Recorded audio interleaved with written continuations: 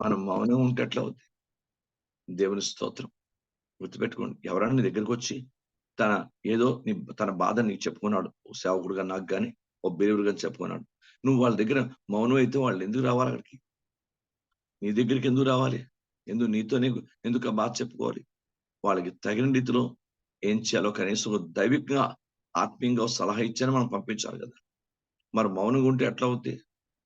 నాకు సంబంధం లేదులే, మనం పిలాతులా నీ చేతులు కడుక్కుంటే ఎట్లా అవుద్ది? అలా చేయకూడదు. బైబిల్ చెప్తుంది మౌనం ఉండు. కావలి వారిని నియమించాడు దేనికి? వాడు తిని పండుకోవడానికి కాదు కదా. వాడు బైబిల్ గ్రంథం ఉంది, కావలివాడు కావలి కాయాలి. కావలివాడు కావలి కాయాలండు కేవలం కావలి కాయటం మాత్రమే కాదు, వారు మౌనం ఉండకూడదు. వారు విజ్ఞాపన చేస్తూ ఉండాలి, ప్రార్థన చేస్తూ ఉండాలి, మొర్ర పెడుతూ ఉండాలి. కావలి వారిని దేవుడు అందుకే బైబిల్ గ్రంథం దేవుడు ఇశ్రాయేలు బైబిల్ యెహెజ్కేలు నరపుత్రుడా, నేను ఇశ్రాయేలు కావలివానిగా నియమించాను నేను. క్రైస్తవుడు ప్రతి దైవ సేవకుడు కూడా ఒక కావలివాడు. వారు మౌనంగా ఉండటానికి లేదు. ఈవెన్ పరిచారకులు మీరు నేర్చుకోండి, మనం మౌనంగా ఉండటానికి లేదు. మీరు క్రైస్తవుడు దేవుడు దైవిక కృప ఇచ్చాడు మీకు. మీరు మౌనంగా ఉండకూడదు. మీరు పరిచయం చేయాలంటే ప్రార్థన పరిచయం ముందు చేయాలి, వాక్య పరిచయం తర్వాత. ముందు ప్రార్థనా పరిచయం. మౌనం ఉండకూడదు. మీరు ఎవ్వరం కూడా మౌనంగా ఉండే పరిస్థితి మనకు ఉండకూడదు. అలా మౌనం ఉంటే మనం దేవునికి లెక్క అప్పగించవలసిన పరిస్థితి ఉంటుంది. అలా మౌనంగా ఉండకూడదు. దేవుడు మనని తగిన సమయంలో మన నోటిని శ్రేష్టమైనటువంటి ఈవులతో, శ్రేష్టమైన మేళ్లతో, శ్రేష్టమైన భోజనంతో, శ్రేష్టమైన ఆహార పదార్థాలతో, శ్రేష్టమైనటువంటి వాటితో, ఎవరు రుచి కనే గొప్ప గొప్ప మంచి రుచులతో మంచి మంచి పదార్థాలు మన నోట్లో పెట్టి మన దేవుడు ఆశీర్వదిస్తున్నప్పుడు, తగిన సమయమందు ఆయన సువార్త పఠించడానికి వీలైన సమయమందు మనం మౌనమైతే ఎట్లా? మౌనం ఉండకూడదు. ఎవ్వరు మౌనం ఉండకూడదు. దేవుని స్తోత్రం. దేవుడు ఇచ్చాడు, అబ్బా బాగుంది అనుకుంటావా? ఎంత రుచిగా ఉంటుందని. ఎందుకో నీకు శ్రేష్టమైన ప్రతి దాన్ని ఎందుకు దేవుడు ఇచ్చాడు? నీ నోరు కేవలం తినడానికి కాదు, నీ నోరు దేవుని కొరకు మాట్లాడడానికి.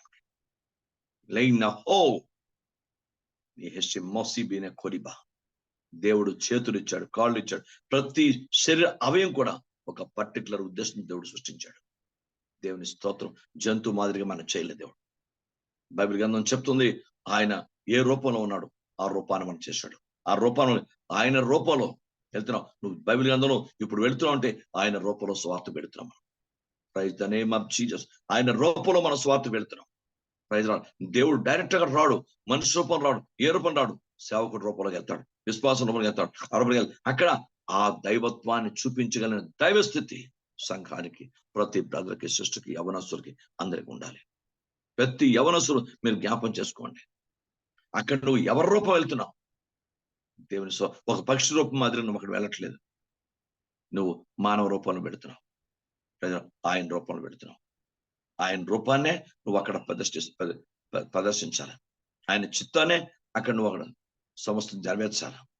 కనుక బైబిల్ గ్రంథం చెప్తుంది, మౌనంగా ఉండటానికి లేదు.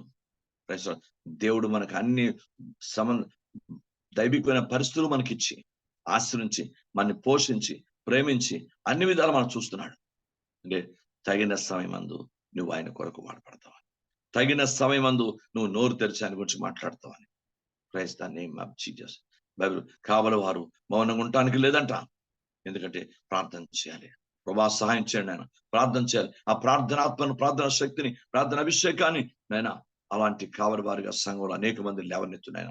అభిషక్తుల్ని, ప్రార్థనా యోగ్యుల్ని, ఆత్మపూర్ణ లేవనెత్తున్నాయన. దేవునికి స్తోత్రం. బైబిల్ చెప్తుంది మౌనం ఉండటానికి లేదు. అపోస్తుల కార్యములు 5వ అధ్యాయం 27వ వచనం చూద్దాం.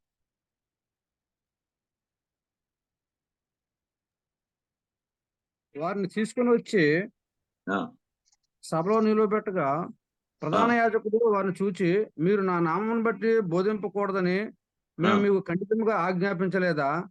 ఇదిగో మీరు యెరూషలేమును మీ బోధతో నింపి ఈ మనుషులు మా మీదకి తేవాలని ఉద్దేశించున్నారని చెప్పాను.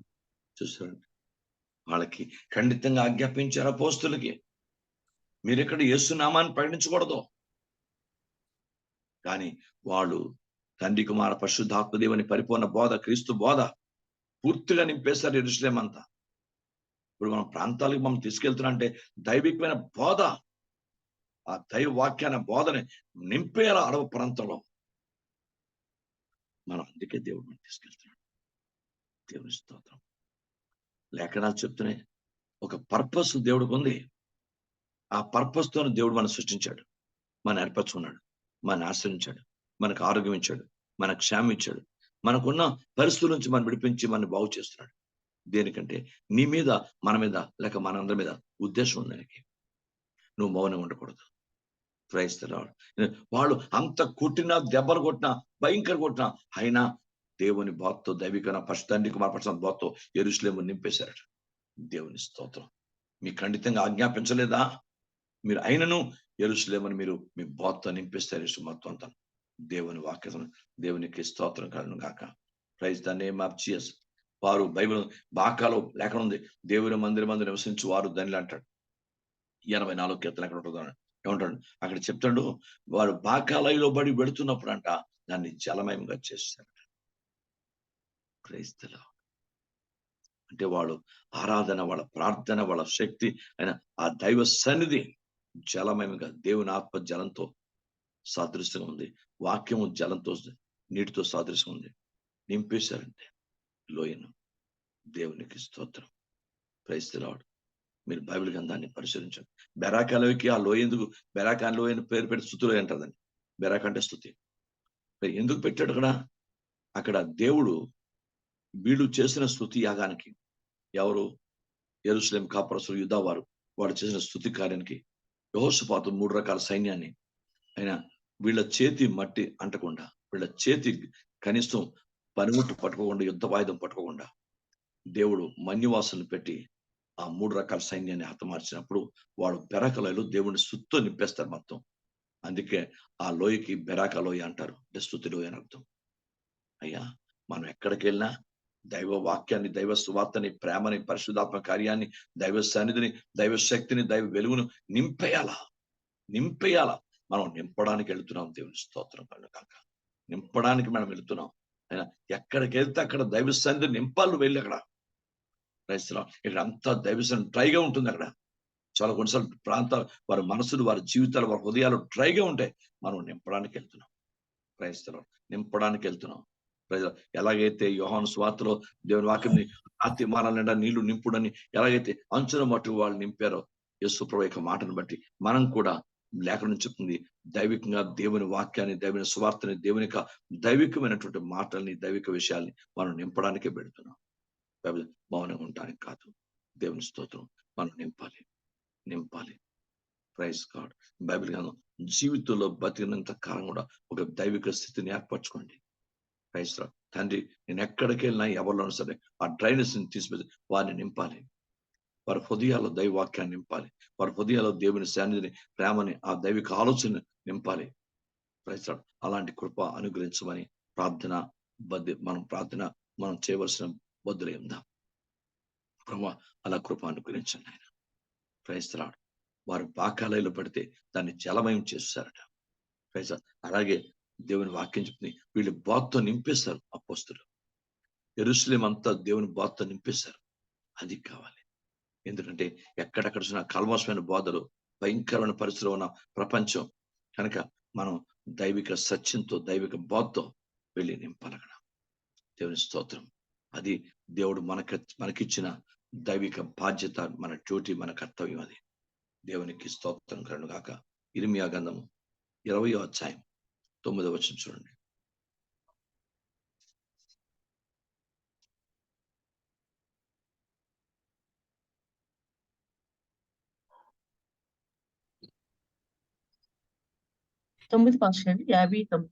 ఆయన పేరు నేను ఎత్తను, ఆయన నామమును బట్టి ప్రకటింపను అని నేను అనుకుంటున్నా, అది నా హృదయంలో అగ్ని వలె మండుచు నా ఎముకలలోనే మూయబడి ఉన్నట్లున్నది. నేను ఓర్చి విసిగి ఉన్నాను, చెప్పక మానలేదు. మౌనం ఉండలేదు ఆయన.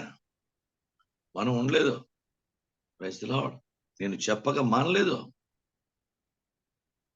బైబిల్ అది నన్ను ఎముకల్లో భూయిబంటలు లోపట మంట ఉంటే గాని బయటకు ఆ శక్తి రాదు. దైవిక మంట లోపట ఉండాల. దేవునికి స్తోత్రం కలుగును గాక. లోపల మంట ఉండాల. మంట ఉంటే మనం ఏదైనా సరే దైవికంగా ఆత్మీయ మంట లోపట ఉంటే అప్పుడు మనం మౌనంగా ఉండలేం. మన వల్ల కాదు. మీకు అర్థం పౌలు గారు ఆ పరిస్థితుల్ని, ప్రజల్ని, విగ్రహాలకు సంబంధించిన వాటిని వీటిని చూసి ఆయన ఉండలేపాడు. మౌనం ఉండలేపాడు. నేను ఇక్కడ పౌలుగా చెప్తాను, అర్థం చేసుకోకండి. ఇర్మియా గురించి మాట్లాడతాను. కానీ పౌలు అతడు ఓర్చలేకపోయాడు. అపోస్తలుల కాలం చదివితే మీరు ఆయన ఆ పరిస్థితులు అన్ని చూడలేపాడు. కొన్ని దగ్గర అయితే బట్టలు చించేసుకుంటాడు. అక్కడ పరిస్థితులు చూసి వాడు వాడే మాటలు వీళ్ళని పొగిడేస్తున్నారు వాళ్ళు, అందుకని బట్టలు చించేసుకుంటాడు. అందుకే అతనికి సువార్త ప్రకటించలేని స్థలాలు కూడా నేను వెళ్ళాలి ప్రభా, అక్కడ సువార్త ప్రకటించాలి. నేను మౌనం ఉండకూడదయ్యా. బతికినంతకాలం, ఎంతకాలం బతికిస్తావో అంతకాలం కూడా నీ కొరకు నేను మాట్లాడుతూనే ఉండాలి. దేవుని స్తోత్రం. ఏ పరిస్థితి కూడా ఇర్మియా అంటాడు, మౌనంగా నేను ఉండలేను. నేను ఓర్చి విసిగి ఉన్నాను. నేను మౌనం ఉండలేను, చెప్పక మానలేను. క్రైస్తవ అది దైవిక మంట. క్రైస్తవ జీవితంలో దైవిక మంట. దేవునికి స్తోత్రం. ఆ మంట కలిగినప్పుడే క్రైస్తవుడు ఆత్మీయంగా ఉండగలడు. ఆ మంట లేనప్పుడు చల్లగా ఉండిపోతాడు, నులివెచ్చగా ఉండిపోతాడు. మంట ఉండాల. దేవుని స్తోత్రం. దేవుని సలో ఎప్పుడన్నా కన్నీరు కార్చినటువంటి ప్రార్థన, దేవా సువార్తలకు వెళ్ళే భాగ్యము, సువార్తలు వెళ్ళడానికి అవసరం కృప, సువార్తలు వెళ్ళే ధన్యత ఇవన్నీ నాకు ఇవ్వండి ప్రభా. నేను మౌనంగా ఉండలేను ప్రభా. నీ గురించి నేను మాట్లాడాలి ప్రభా, నీ గురించి చెప్పాలి ప్రభా. ఎందుకంటే నా బతుకును నేను ఈ రోజు బతుకున్నానంటే నీ మహిమ కొరకే బతుకున్నాను ప్రభా. బతకడానికి కూడా అవకాశాలు లేవు, నువ్వు బతికించావు కనుక నన్ను దయచేసి నీ మహిమ కొరకు నన్ను మండించయ్యా. ఒక్కరి కొద్ది మందికైనా నీ మాటలు చెప్పాలి ప్రభా. నా నోటిని నేను ధన్యత చేసుకోవాలయ్యా. నా పెదవులను, నాలుకను ధన్యత చేసుకోవాలి ప్రభా. ఈ మంట, ఈ ప్రార్థన అందరికి ఉండాలి. దేవునికి స్తోత్రం కలుగును గాక. హల్లెలూయా. ప్రభా, సావిత్రం పాపం బాగులేదు, కానీ తన ప్రార్థనటి నేను ఎప్పుడు పాస్టర్ గారు ఎప్పుడు చచ్చిపోతానో నాకు తెలియదు, కానీ సువార్త ప్రకటించిన దేవుని దగ్గరికి వెళ్ళాలి కదా. Praise the lord. బైబిల్ అంటుంది ఈ ఆలోచన ఎంత మంచి ఆలోచన. వీలు లేదు, అవకాశం లేదు, పరిస్థితులు అనుకూలించట్లేదు, అయినా సువార్తకు వెళ్తే బాగుంటుంది. ఎందుకంటే నేను ఇంట్లో ఉంటే ఏం చేయగలను? సువార్తలోనే ఆశీర్వాదం ఉంది, సువార్తలోనే ధన్యత ఉంది నాకు. అందరికీ నేనైనా మీరైనా జ్ఞాపం చేసుకోండి. దేవునికి స్తోత్రం ప్రభా. మంట పుట్టించుకోండి. దేవా నెల మండించు, నేను మండాలి, ఇతరులను మండించాలి. అలాంటి మంట కలిగించే వ్యక్తిగా నన్ను మార్చు ప్రభు అని ఇర్మియాకు మాదిరిగా మనం దైవికమైన మంట కలిగిన వారంగా మనం ఉండాలని పరిశుద్ధాత్మ తండ్రి మన కోరుతున్నాడు. లూకా సువార్త 19వ అధ్యాయం 40వ వచనం చూడండి.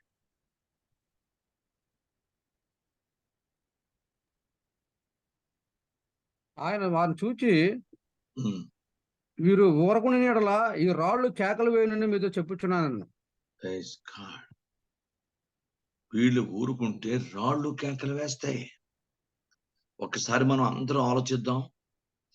మనం ఊరుకుంటే సువార్త ఊరుకుంటుంది అనుకోవడం లేదు. రాళ్ళు కేకలు వేస్తాయట. ఎందుకు నీ శిష్యుల కేకలు వేస్తున్నారు, స్తుతిస్తున్నారంటే వీళ్ళు ఊరుకుంటే రాళ్ళు కేకలు వేస్తాయ్యా. Praise God. ఆయన సృష్టికర్త, ఆయన అంత శక్తివంతుడైన. గాడిద పిల్ల ఎక్కడని ఏదో కాదు, ఆయన అంత శక్తివంతుడు. గాడిద పిల్లని ఎంచుకున్నాడు. ఆయన దీనుడు, సాత్వికుడని బైబిల్ చెప్తుంది కనుక ఎంచుకున్నాడు. ఆయన సృష్టి మొత్తం మీద దేనిని ఎక్కిరాగలడు, అంత శక్తివంతుడే. కానీ గాడిద పిల్ల మాత్రమే ఎంచుకున్నాడు. కనుక బైబిల్ గ్రంథాన్ని పరిశీలించాలి. దేవుని వాక్యాలు నేను మీరు కూడా నేర్చుకుందాం. మనం ఊరుకుంటే మనకు బదులు రాళ్ళు కేకలు వేస్తాయట. ఇది రాళ్ళు కేకలు వేయడానికి దేవుడు మనం ఉండేది. మనని పోషించేది, మనని ప్రేమించేది, మనని స్వస్థపరిచేది, మనకు ఆరోగ్యం ఇచ్చేది, ఆశ్రయించేది దేవుడు. మనం ఊరుకోడానిక? నో. మనం ఊరుకోవడానికి కాదు, మనకు బదులు రాళ్ళు కాదు, మనం కేకలు వేయాలి, మనం ఆయన స్తుతించాలి, మనం ఆరాధించాలి, మనం స్వాత్పడించాలి. అరణ్యములో కేక వేయి ఒక శబ్దం అని యోహాను గురించి చెప్పబడినట్టు మనం కూడా ఆ శబ్దాన్ని, స్వాత శబ్దాన్ని అరణ్యంలో ప్రాంతాలు, కొండ ప్రాంతాలు, ఇతర అన్ని జనులకు వెళ్ళే ప్రాంతాలు మనం చెప్పాలి. దేవునికి స్తోత్రం. అనేక మందికి తెలీదు దైవాక్యం, మనం చెప్పాల్సిన బాధ్యత, ఆ భారం మనకి ఇచ్చాడు దేవుడు. కనుక ఎవ్వరూ మౌనంగా ఉండటానికి లే. మనం ఊరుకుంటే రాళ్ళు కేకలు వేస్తాయట. Praise God. ఏం చూస్తారా ఎంత బాగా చూస్తుండగా మనం ఆలోచిస్తే, నువ్వు ఉన్నావు అనుకో, మనం మౌనం అయిపోయి అనుకో, రాయి కేకేస్తే నీకు ఎలా ఉంటది? అయ్యో, రాయికున్న ఇంకిత జ్ఞానం నా దగ్గర లేదా? రాయికున్న మనసు నా దగ్గర లేదా? ఇంత ప్రేమించి పోషించి ఇంత ఆశ్రయించిన నన్ను నేను ఊరుకోవడం ఏమిటి? ఆ రాయి కేకేస్తుంటే నేను చూడడం ఏమిటి అన్న ఆలోచన మనకు లేదా? అవునవును. దేవుని లేదయ్యా, నేనే నీ గురించి పెడతాను. దేవుని స్తోత్రం. మమ్మల్ని గురించి ఎవరు వెళ్తారు? యెషయా గ్రంథంలో అడుగుతాడు 6వ అధ్యాయంలోని, ఎవరు వెళ్తారు? నేను వెళ్తాను ప్రభా, నన్ను స్వస్థపరచవు కదా. నన్ను స్వస్థపరిచింది నేను ఈ లోకంలో ఉండడానికి కాదు కదా, ఈ లోక సమాన పరిస్థితులు చూడడానికి కాదు కదా, ఈ లోకమైన పరిస్థితులు జీవించడానికి కాదు కదా. నేను వెళ్తాను, నన్ను పంపు తండ్రి. యెషయా అంటున్నాడు. Praise the Lord. చెప్పు, దేవుని వాక్యాన్ని వెళ్ళి చెప్పు. దేవుని స్తోత్రం కన్ను గాక. బైబిల్ గ్రంథం దేవుని వాక్యం చెప్తుంది, మన దేవుడు ఎందుకు బాగు చేసాడు, ఎందుకు ఆరోగ్యమించాడు, ఎందుకు క్షేమం ఇచ్చాడు, ఎందుకు ఆశ్రయించాడు అంటే వెళ్ళి సత్యాన్ని చెప్పడానికి. Glory God. నన్ను, మిమ్మల్ని కూడా, మనందరినీ కూడా నేర్చుకుందాం. మనం మౌనంగా ఉండటానికి లేదు. నేను మీరు మౌనంగా ఉండే పద్ధతి కాదు. దేవునికి స్తోత్రం. హల్లెలూయా. మనం తండ్రి పాటలు నేర్చుకుందాం. చాలు. కీర్తనకారుడు రాస్తున్నాడు మాట అద్భుతంగా. 50వ కీర్తన 3వ వచనం చదవండి. మన దేవుడు ఏం చేయుచున్నాడు? ఆయన మౌనుగా ఉండడు. ఆయన ముందర అగ్ని మండుచున్నది, ఆయన చుట్టూ ప్రచండ వాయువు విసరుచున్నది. చూడండి, దేవుడు మౌనం ఉంటాడా? Praise God. దేవుడే మౌనం ఉండకపోతే ఆయన నిర్మించిన ప్రజలు ఎందుకు మౌనం ఉంటారండి? ఆయన నిర్మించిన ప్రజలు, ఆయన సృష్టించిన ప్రజలు, ఆయన ఏర్పాటు చేసుకున్న ప్రజలు ఎందుకు మౌనం ఉండాలి? దేవుడిని ఆయన మౌనం ఉండవు. ఆయన చుట్టూ ప్రచండ వాయువు విసరుచున్నది, ఆయన ముందర అగ్ని మండుచున్నది. ఆయనే అగ్నిస్వరూపుడు. ఇంకా ఆయన ముందు అగ్ని ఉందట. ఆయన మౌనం ఉండడం.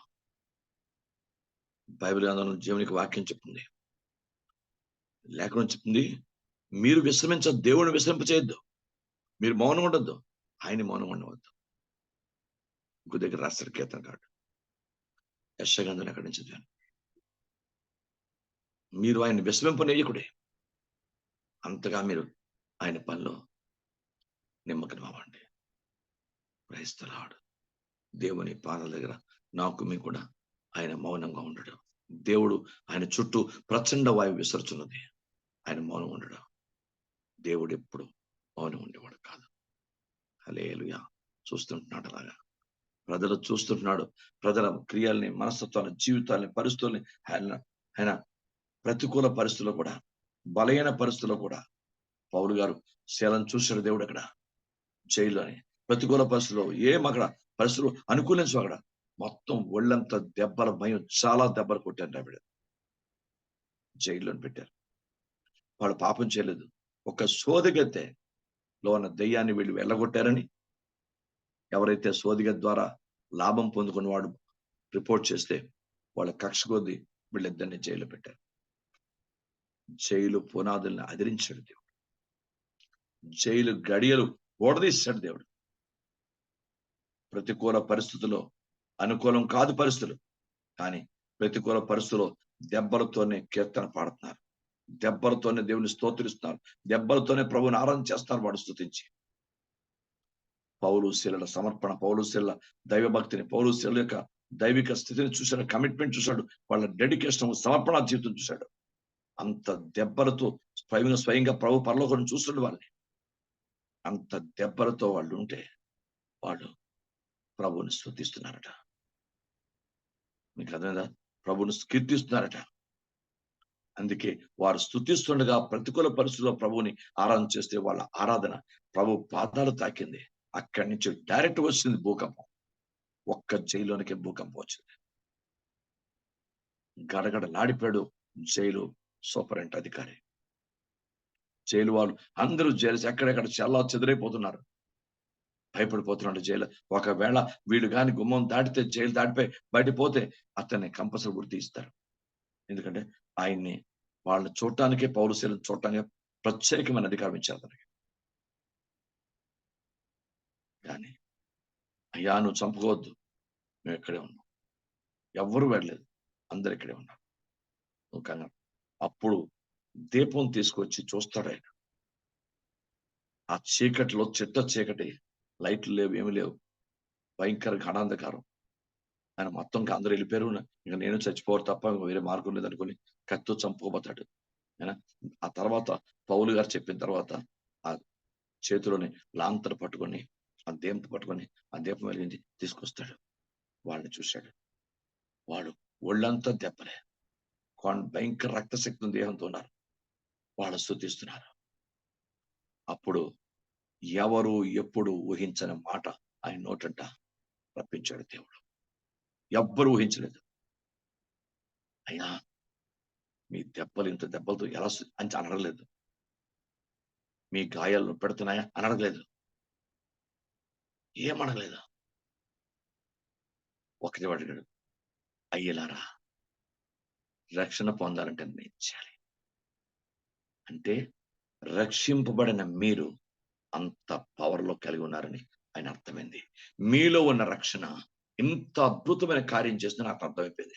మీలో ఉన్న రక్షణ ఇంత భూకంపాన్ని పరలోకం నుంచి తీసుకొచ్చిందని అర్థమైపోయింది. మీలో ఉన్న రక్షణ ఇంత నిజాయితీగా మీరు వెళ్లకుండా ఉండటానికి నేను సాదృశ్యకరంగా ఉందని అర్థమైపోయింది. మీలో ఉన్న గొప్ప రక్షణ ఇంత దైవ దృష్టి యోగ్యంగా కళ్ళ కట్టినట్టు కనిపిస్తుంది. ఇంత శక్తి రోమా ప్రభుత్వంలో గాని, ఇంతకు ముందు గాని, చరిత్రలో గాని నేను చూడలేదు అనుకున్నాడు ఆ జైలు అధికారి. లీ నహోరి అనే మెహేసి కొర అందల మసీమ. జీవితంలో ఎప్పుడు చూడలేదంట జైలు అధికారి. అంటే అందుకే మరి మరో మాట్లాడలేదు. నేను రక్షణ పొందాలంటే నేనేం చేయాలయ్యా?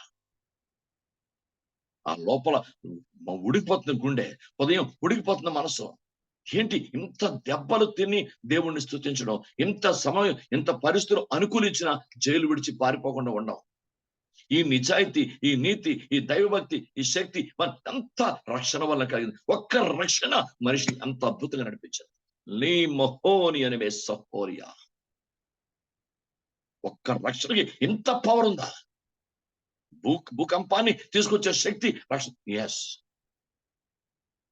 ఆకాశము కింద భూమి మీద ఏ నామలో రక్షణ, ఒకే ఒక నామం, యేసు నామములో మీరు రక్షణ పొందవలను. Praise God.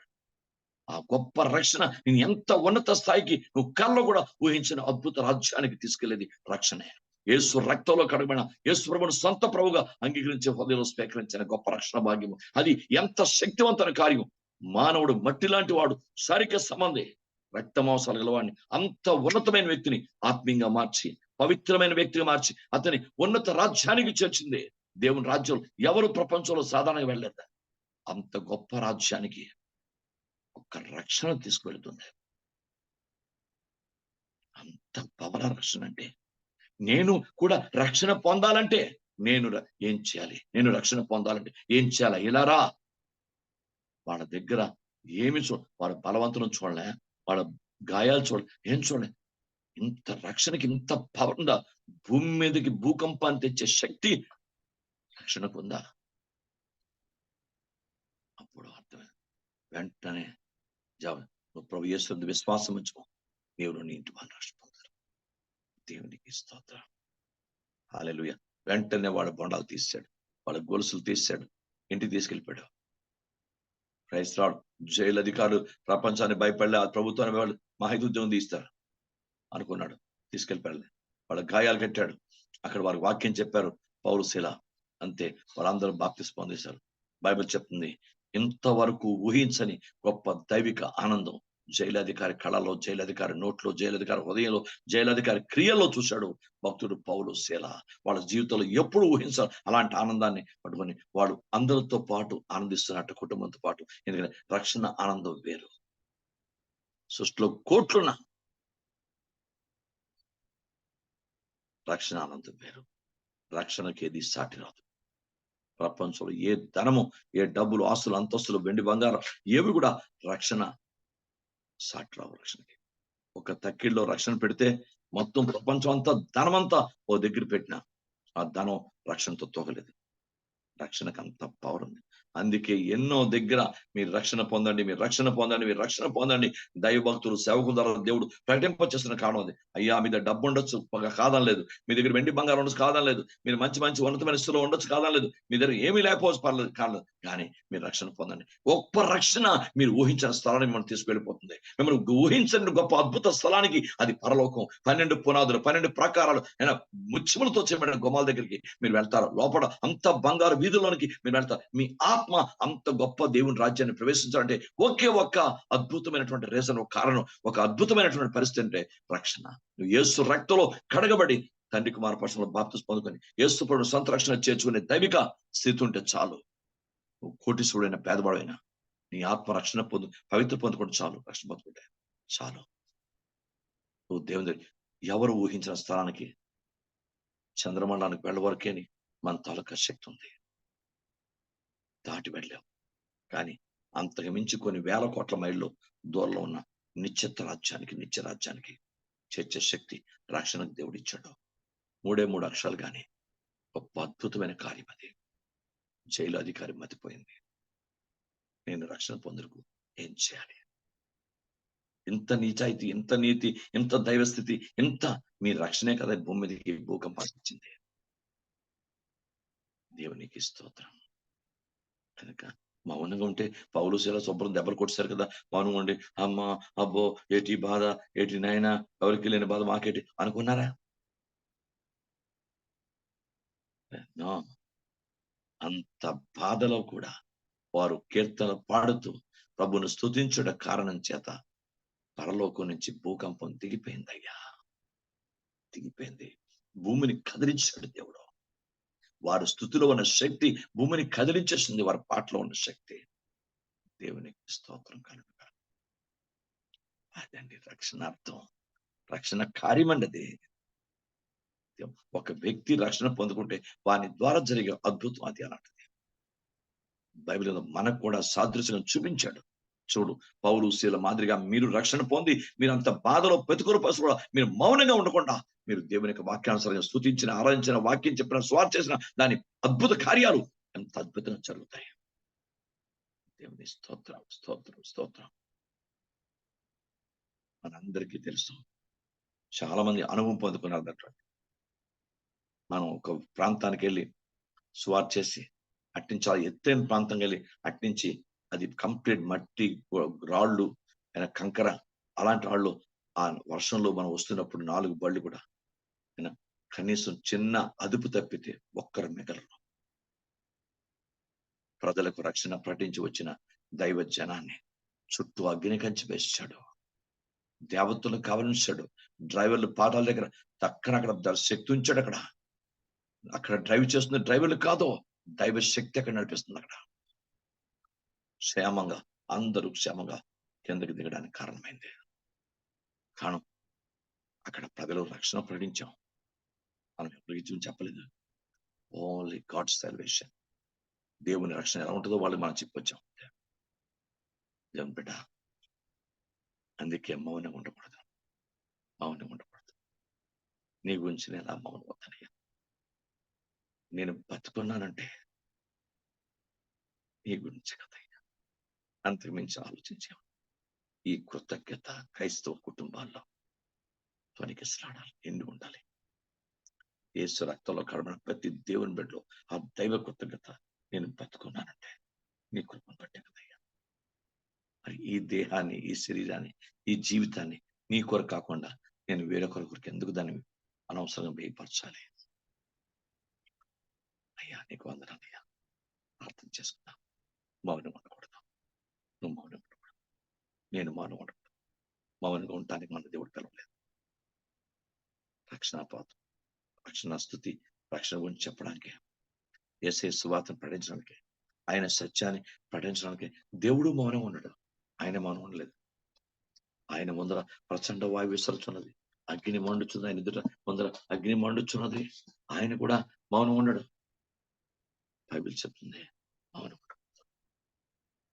ప్రార్థన చేసుకుందాం ప్రభు పాదాల దగ్గర.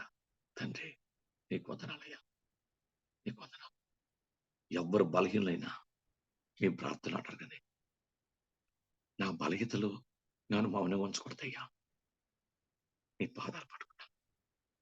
నన్ను ప్రేమతో పోషిస్తున్నా. ఈ నోరు, ఈ నాలుక, ఈ పెదవులు నీ గురించి మాట్లాడకుండా ఉండలేవయ్యా. నన్ను ముట్టి స్వస్థపరిచి నీ మహిమ కొరకు నన్ను తీసుకెళ్ళయ్యా. నన్ను కనికరించిన నీ మహిమ కొరకు తీసుకెళ్ళయ్యా అని అడిగితే ఆయనే స్వస్థపరుస్తాడు, ఆయనే బాగు చేస్తాడు, ఆయనే లేవనెత్తేస్తాడు. దేవుని స్తోత్రం. నీకెంత ఆశ ఉంటే నీ ఆశను దేవుడు తోసాడు. ఆశగాల ప్రాణం ఇంకా తృప్తిపరుస్తాడు. దేవుని స్తోత్రం. యేసు ప్రభుని ఆశామాషిగా, చులకనగా, శారీరకంగా నో. క్రైస్తవుల వల్ల బైబిల్ గ్రంథం చెప్తుంది, వ్రాయబడిన ప్రకారం మిమ్మల్ని బట్టి కదా అన్ని జనులు వచ్చిన నామం దూషించబడుతుంది. మీరు ఆయన చులకన చేస్తే ఇంకా అన్ని పరిస్థితి ఇంకా బైబిల్ చెప్తుంది, ఆయనకి మించిన వాడు లేడు, ఆయనకి సాటి అయిన వాడు లేడు, ఆయనకి ఆయన తప్ప వేరొక దేవుడు లేడు. దేవునికి స్తోత్రం. అందుకే ఆయన్ని కనపరచాలి, స్తుతించాలి, ప్రార్థించాలి, ఆయన గురించి మనం ప్రకటించాలి. మౌనం ఉండకూడదు. దేవుడి మాటలు మనం ఇక్కడ దీవించను కాక. ప్రార్థన ప్రేరేపణ, ఆత్మ ప్రేరేపణ కలిగి దేవుని చిన్న ప్రార్థన చేయండి. తండ్రి పాదాల దగ్గర, తండ్రి నన్ను కరుణించు.